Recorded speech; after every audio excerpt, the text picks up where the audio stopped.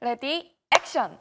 네, 오늘 하루 좀 지루한 영화 같은 시장입니다. 하지만 우리가 놓친 하이라이트 장면이 있다면 지금 보시겠어요? 엠비엔골드 신광선 매니저와 함께 만나봅니다.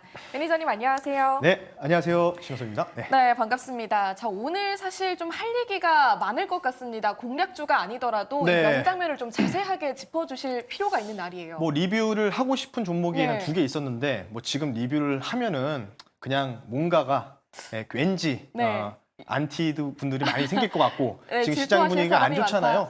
안 좋으니까 차라리 오늘은 한 종목을 준비하긴 했는데 그 종목은 음. 잠시 뒤에 말씀드릴 거고 오늘은 대신 종목에 대한 명장면 첫 번째 명장 하이라이트주를 차라리 저는 이제 매크로적인 측면에서 전략을 좀 짚어드리는 게 훨씬 여러분들이 이롭다라고 생각이 들어서 지금부터 명장면을 한번 보고 시장에 대해서 간단하게라도 한번 제가 코멘트를 한번 남겨보겠습니다. 네, 좋습니다. 그렇죠. 신광선 매니저 하면은 종목을 잘 골라주시기도 하지만 워낙 매크로 잘 봐주시잖아요. 네. 오늘 명장면 어떤 장면인지 해석해 주시죠. 네, 뭐 처음 보는 분들 많으실 것 같아요. 뭐 유튜버, 뭐 미국 주식 유튜버라든지 뭐 매경에서 월가월보나 유튜버도 있고 하다 보면 가끔씩 언급되는 자료 중에 하나를 좀 가지고 나왔는데요. 골드만삭스에서 나온 오늘 새벽 4시에 나온 유명한 전략 애널리스트죠. 스클루브너의 골드만삭스 작은 흐름 담당가가 보고서를 또 냈는데 이 사람이 지난번 7월 17일 날 고점을 정확하게 맞춘 걸로도 최근에 유명세를 탔던 그 분인데 이번 연봉도 장난이 아니라고 알더라고요. 뭐 몇십억 된다라고 하는데 자 보겠습니다. SPX라고 되어 있어요. SPX는 뭐냐면 우리나라 치면 이제 S&P 500의 약어 티커, 코드번호라고 보시면 될 것 같아요. 미국 주식 같은 경우에는 숫자가 아니고 알파벳으로 구성되어 있거든요. 통상 3글자, 4글자로 구성되어 있는데 S&P 500을 8월부터 해서 9월, 10월까지 평균 50년치의 데이터를 놓고 날짜별로 지정을 해서 일주일 단위 끊어서 증시가 올라가는지 떨어지는지를 50년 데이터를 보고 이 시즌별 계절적 지수 요인을 고려해서 보고서가 나왔는데요. 참 골 때리는 게 여기 보시면은 We are here라고 되어 있죠. 9월 2일이 노동절이었어요, 미국에.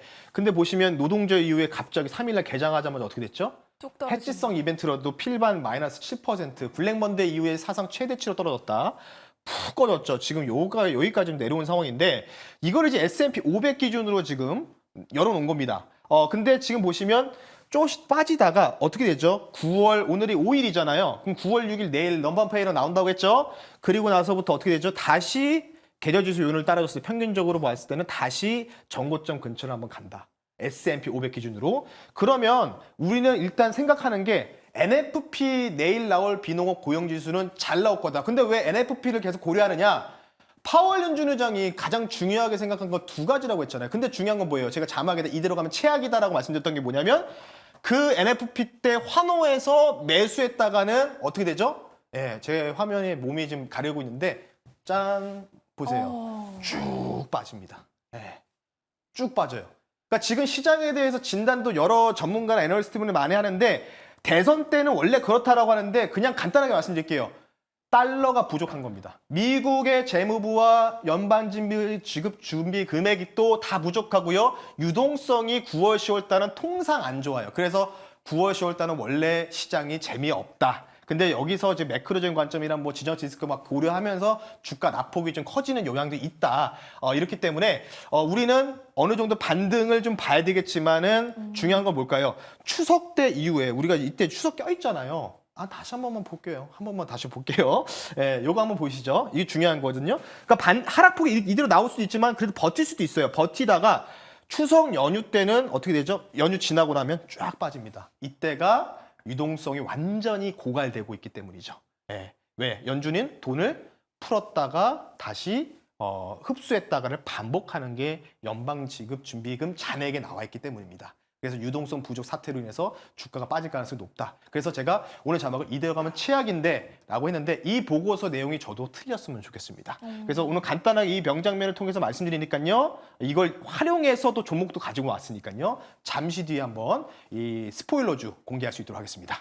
네. 네, 사실 궁금한 건 개인 투자자들 입장에서 살지 말지가 궁금한 건데 그럼 네. 매니저님 말씀은 반등이 나오더라도 진짜 반등이 아닐 수 있으니까 진짜 반등이 아니라는 거죠. 네, 그러니까 9월 중순 이후에는 조심을 할 필요가 있다는 뜻이에요. 예. 직접적으로 너무 제가 너무 대놓고 얘기하면은 또 욕을 먹을 수 있잖아요. 하락 나온다고 하면 여러분들 되게 좋아하시는 분들이 없어요. 근데 현실을 제가 바라보고 말씀드리는 거고 저보다 돈 많이 버시는 애널리스트 분이 쓴 거라서 어느 정도 우리가 신뢰를 가져야 되지 않을까 이렇게 생각이 드는 차원이기 때문에 조금 이때는 주식으로 수익 내기가 다소 힘들다는 의견 다시 한번 강조드릴 테니까요. 이 정도면은 충분히 저는 힌트 충분히 드렸다고 생각하고 있습니다. 이 정도로 좀 마무리하겠습니다. 네, 좋습니다. 그럼 불확실성이 제거될 때까지 조금 더 기다리는 방법 제시해 주셨고요. 네. 이렇게 오늘 명장면 만나봤는데 사실 오늘 매니저님께서 평소랑 다르게 한 종목만 준비해 주셨다고 해주셨잖아요. 네, 맞아요. 이게 뭔가 그만큼 시장이 위기라서 그런 건가요? 네, 우리나라도 사실 제가 오늘 반등을 좀 모색할 거다라고 했는데 초반까지 좋았다가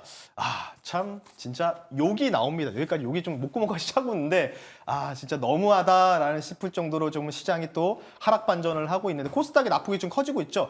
그래서 오늘 이 스포일러주 공개하기 전에 이 장면으로 한번 풀어볼 수 있도록 할 텐데요. 화면 보면서 말씀드릴게요. 아마 장면 공개하셨으면 좋겠습니다. 네, 예고편으로 함께 확인해 보도록 할게요. 어떤 장면이죠? 마찬가지로 이제 골드만삭스에서는 이제 앞서 말씀드렸던 첫 번째 명장면은 자그르운 당장자가 전반적 매크로, 전략적 매크로를 이용해서 장면을 갖고 왔고 요거는 이제 또 다른 담당이에요. 채권 쪽의 담당자가 쓴 건데 이게 Y라고 되어 있잖아요. 10년물 채권 금리의 현 상황을 보고서 내용 중에 하나를 갖고 왔는데 수직으로 상승하죠. 네, 수직으로. 네. 10년물 국채 금리가 4%대까지도 치고 갈 수 있다. 그래서 제가 이틀 전에 뭐라고 했냐면 채권 금리가 발작할 수 있다는 현상들이 바로 이 보고서를 보고 제가 미리 말씀드렸다라는 건데 이것도 이제 오늘 아침에 다시 또 업데이트해서 나온 내용을 가지고 왔습니다. 물론 이거에 대해서 설명하려면 저한테 뭐 장 마무리 할 때까지 코너 다 없애고 저한테도 시간을 주시면 제가 쭉 설명할 수 있는데 그런 상황 아니기 때문에 지금부터 10년물 채권 금리가 왜 상승이 나오는지에 대한 이유에 대해서 종목을 통해서 제가 말씀드릴 테니까요. 잠시 뒤에 그 종목 말씀드리면서 공개할 수 있도록 하겠습니다. 네, 오늘 예고편 자세하게 체크해 주셨고요. 오늘 스포일러주 공개하면서 더 많은 이야기 들어보죠. 네, 종목 공개하기 전에 딱 한 말씀만 드릴게요. 오늘 바이오 왜 빠질까요? 오늘 2차 전지 왜 갑자기 빠지는 걸까요? 이유가 뭐냐면 이 명장면에 담겨져 있는 거죠. 외국인들이 지금 셀링이 나오고 있거든요. 바이오부터 시작해가지고 채권금리 튄다고 생각하니까 이런 보고서 보니까 그럴 것 같은데? 라고 하는 겁니다. 근데 그거를 촉발할 수 있는 게 바로 NFP이기 때문에 종목명 바로 말씀을 드리겠습니다. 종목명은요. SCI 평가 정보라는 종목을 한번 해지선 종목으로 가지고 나와봤습니다. SCI 평가 정보 오늘 스포일러주로 단독 공략하도록 하겠습니다. 더 자세하게 짚어볼까요? 뭐 이 종목 말고도 제주은행도 있고 고려신용정보도 있고 푸른저축 등이 있는데 최근에 뭐 많이 이제 소외받았던 종목이기 때문에 거래대금이 안 돼서 이 종목은 좀 되더라고요. 그래서 SCI 평가 정보를 거래대금 되기 때문에 가지고 나왔다. 오늘 장중에 바이오가 갑자기 하락전하면서 급락이 나오다 보니까 그러면서 오히려 제주은행, 푸른저축은행, 고려신용정보, SCI 평가 정보가 갑자기 뭐 4% 또는 제주은행이 9% 정도 급등이 나오는 경우가 나오는데 바로 이 명장면에서 미리 정보를 입수한 외국인의 셀링의 물량들이 나오면서 자연스럽게 반전했다 이렇게 보시면 좋을 것 같고요. 왜 채권금리가 올라가느냐? 내일 발표될 논판 페이롤 비농업 고용지수 NFP가 지금 월가에서는 엄청 잘 나올 거다. 예. 지금 예상이 얼마냐면요. 16만 4천 명이거든요. 예측치가. 근데 지금 월가에서는 20만 명을 넘어갈 거다. 엄청 뜨겁게 고용지표가 나올 거라고 얘기하고 있어요. 미국 같은 경우는 제조국가잖아요. 농업국가가 아니다 보니까. 그러니까 비농이 중요하다라고 말씀드렸는 게 바로 파월 연준이 이걸 보고 얘기하고 측면에서 말씀드리고요. 그러다 보니까 골드만삭스는 어떻게 되냐. 그럼 채권금리 튀면은 주가가 원래 통상 내려가는 거거든요. 근데 지금 제가 상황이 바뀌었다고 했잖아요. 미국의 골드만삭스나 주요 기관들은 채권도 채권이지만 경기 침체뷰를 보고 있다고. 예, 경기 침체뷰. 예, 그래서 경기 침체뷰는 엔비디아 빠지는 거거든요. 지금 실적이 부진할 거다. 그러니까 채권 금리가 올라가면서 뭐라고 했냐면 골드만삭스가 NFP 발표를 뜨거워서 오히려 주가 올라간다. 그러니까 주가와 채권금리 상승이 동시에 나타나는 현상이 나올 거다. 그 관련주다라고 말씀을 드릴 테니까요. 참고하시면 좋을 것 같습니다. 네, 오늘 스포일러주 SCI 평가 정보에 대한 모멘텀 짚어주셨고요. 네. 가격을 어떻게 봐야 될까요? 그냥 해지성 종목입니다. 해지성 종목이기 때문에 저는 이제 가격 전략을 좀 이렇게 좀 측정을 했고요.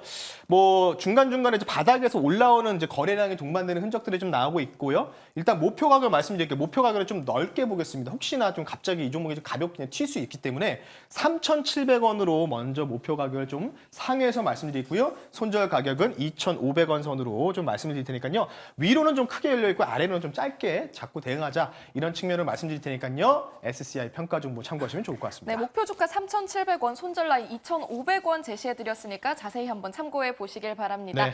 자, 오늘 진짜 속상하신 분들 많으셨을 네네, 겁니다. 맞아요. 무료 방송에서 좀 돈이 되고 좀 힘이 되는 네. 이야기 해주시나요? 뭐 저한테 그 주어진 시간이 11분밖에 안 돼. 11분 동안에 제가 뭐 어떻게 이런 얘기를 다 할 수 있습니까? 제가 빠르게 얘기해서 이해가 안 되신 분이 있을 텐데 이 관련된 사항들 좀 더 추가적으로 궁금하시면 오늘 오후 5시에 프로그램 끝나 오후 5시에 너튜브의 신광섭 또는 엠비골드 신광섭을 검색하시면 오늘 공개 방송에서 유튜브 방송에서 그 관련된 자세한 얘기를요 1시간 동안 한번 풀어볼 테니까요 잠시 뒤 오후 5시에 너튜브를 통해서 뵐 수 있도록 하겠습니다. 네, 오후 5시 신광선 매니저의 무료 방송 꼭 함께 하시면 좋겠습니다. 여기서 인사드릴게요. 매니저님 고맙습니다. 네, 고맙습니다.